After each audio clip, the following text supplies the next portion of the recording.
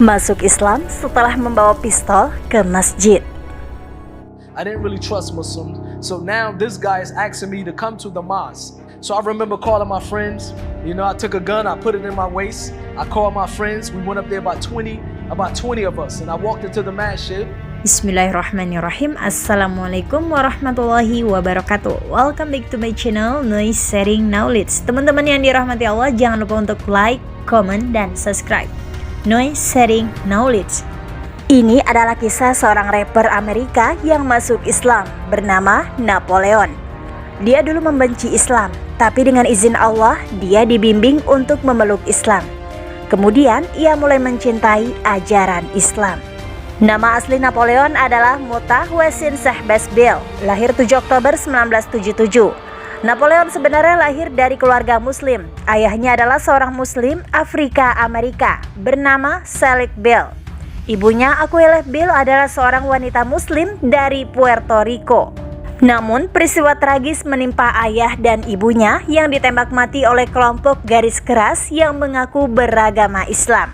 Napoleon dan adik laki-lakinya menyaksikan kematian kedua orang tuanya pada usia 3 tahun dan langsung menjadi yatim piatu.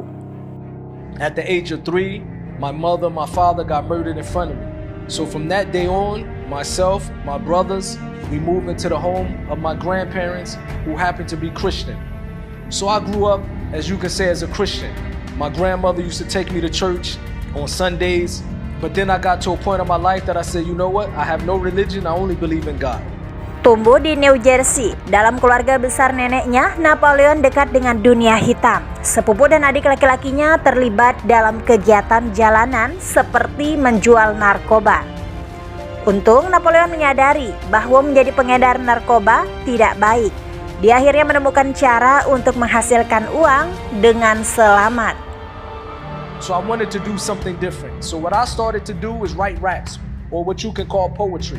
I would go in my room, I would write a rap, and I would come back outside in my neighborhood. And I would say this rap for the locals in my neighborhood, the local drug dealers, the local gangsters. I would say a rap for them, and I remember they used to pay me.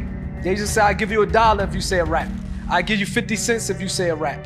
Tekadnya untuk menjadi seorang rapper mulai membuahkan hasil dan menjadi pekerjaan utamanya selama bertahun-tahun. Seperti sudah ditakdirkan, Napoleon bertemu dengan Yaki Gaddafi, teman masa kecilnya yang ternyata adalah saudara dari Tupac Shakur. Semakin terjalin hubungan yang erat di antara mereka, dan Napoleon akhirnya bergabung dengan Tupac untuk memulai sebuah kelompok yang disebut penjahat pada tahun 1995. And from that day on, it's been like family, with myself, Gaddafi, Tupac, and the rest of the homies. So eventually Tupac put a rap group together. He wanted to call us the Young Thugs. I appeared on the first record that I appeared on was a record called Me Against the World with Tupac that sold to this day 5 million records. The next album was an album called All Eyes on Me. That record sold 20 million records. I appeared on over 40 million record sales worldwide. Hidup sebagai selebriti di dunia hiburan sekarang dirasakan oleh Napoleon. Ini adalah mimpi yang selalu dia harapkan sejak ia memulai karirnya di jalanan. Segera Napoleon akan hidup bahagia seperti artis rap yang sering dia lihat di televisi. Itu semua adalah perhiasan, memiliki mobil mewah, rumah mewah, dan lain-lain. Tapi sayangnya peristiwa tak terduga terjadi pada Tupac Shakur yang membuat semua impian Napoleon lenyap. 13 September 1996, saat Tupac sedang dalam perjalanan ke Las Vegas, sekelompok anggota geng menghadapnya dan menembak 13 kali ke arah mobil Tupac. 6 hari kemudian, Tupac meninggal di rumah sakit. 2 bulan kemudian, Yaki Gaddafi, orang yang memperkenalkan Napoleon ke Tupac, juga tewas setelah ditembak oleh sepupu Napoleon. Itu adalah tahun yang menyedihkan bagi Napoleon. Pria yang dianggapnya teman dan bahkan sebagai bagian keluarganya meninggalkan dia untuk selamanya.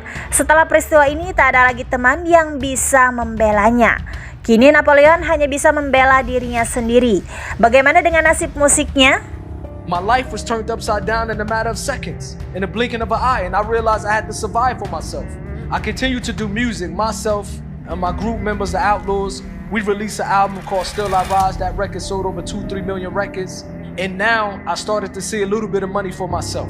And I remember receiving my first check from the music industry without Tupac, without living with Tupac. I remember I received my first check for about $150,000. And I remember another 6 months later, I got another check for about $80,000. Kehidupan Napoleon mengalami pasang surut, dan setelah berjuang sendiri tanpa ditemani sahabatnya, Napoleon mendapatkan kehidupan stabil yang diinginkannya. Napoleon sekarang hidup dalam kemewahan seperti orang-orang yang dia lihat di televisi. Menghambur-hamburkan uang adalah jalan hidupnya. Dia punya perhiasan, rumah jutaan dolar, mobil mewah, dan apapun yang dia inginkan, dia dapatkan. Tetapi faktanya, semua itu tidak membuatnya bahagia. I realized that it was something inside of me that was missing, but I couldn't put my hands on it.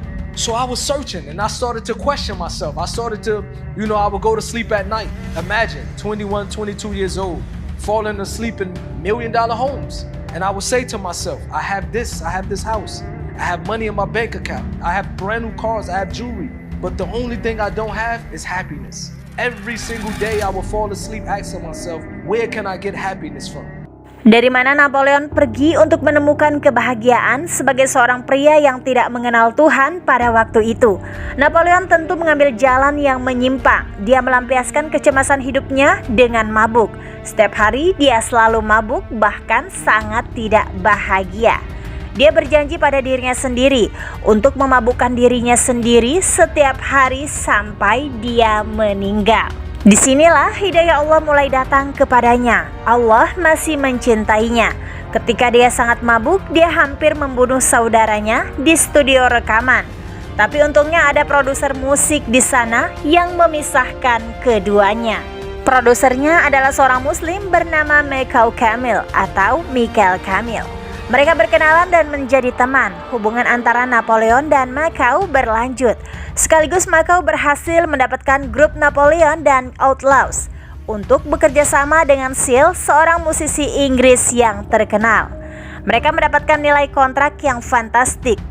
Tapi yang menurut Macau bertanya pada Napoleon untuk datang dan beribadah di masjid sebagai balasannya. Macau tidak ingin dibayar dengan uang. Dia hanya ingin Napoleon beribadah di masjid.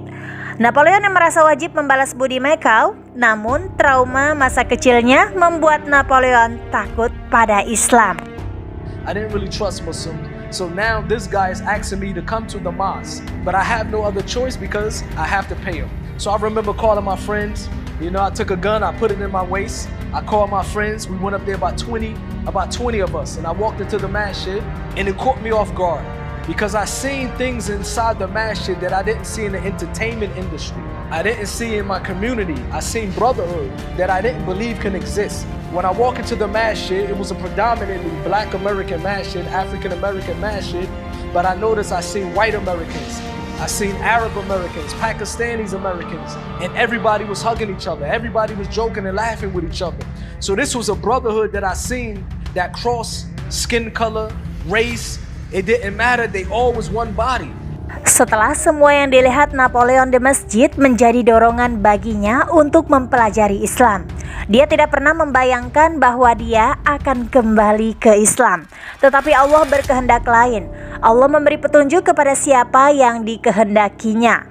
Macau mulai mengajarkan Napoleon Islam dan mereka berdoa bersama. And prayer time came, and this brother told me to pray. I told him I don't know how to pray. I told him I never prayed in my life. And I remember his words. He said, pray with us. Whatever you see us do, you do. But when you put your face in the floor, remember that you're only worshiping your Creator. So whatever you want, you ask your Creator. So when prayer time came, I remember putting my face down to the floor, and I remember praying to God. I said, oh God, can you please guide me to a way of life that will bring my happiness? Guide me to a way of life that will bring my happiness. So when the prayer was over, I asked the brother, I said, give me literature, the literature of Islam. He gave me the English translation of the Quran. I rushed to my house just so that I can read it. Napoleon mulai merasakan keindahan Islam. Kekosongan hidup, beban pikiran mulai menghilang satu persatu.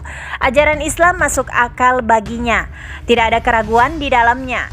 Dia kembali ke Islam, dia terlahir sebagai seorang Muslim dan dibesarkan oleh seorang nenek Kristen. Lalu akhirnya dia kembali ke Islam. Masya Allah. So after reading this, I called the brother. I said, Alhamdulillah, I'm ready to become a Muslim. I accepted the religion of Islam in 2002. Alhamdulillah, up until this day, and I asked Allah to make me live and die as a Muslim. Alhamdulillah, up until this day, and I asked Allah to make me live and die as a Muslim. Napoleon ingin menjadi seorang muslim sejati, seorang muslim kafah. Bukan hanya hal-hal wajib yang dia ikuti, dia juga mengikuti sunnah Nabi. Damai sejahtera baginya. Napoleon sangat menyukai Islam. Sejak menemukan Islam, dia menemukan ketenangan pikiran yang selalu dia inginkan. Alhamdulillah. Semoga bisa menginspirasi banyak orang untuk kembali mempelajari Al-Quran, karena semua jawaban atas pertanyaan Anda ada di Al-Quran. Jangan ragu buka Al-Quran dan bacalah. Like postingan ini jika bermanfaat. Kalau setuju tulis di komen ya. Dan jangan lupa subscribe-nya serta share ke teman kamu biar pada tahu. Wallahu a'lam bishawab. Wassalamualaikum warahmatullahi wabarakatuh.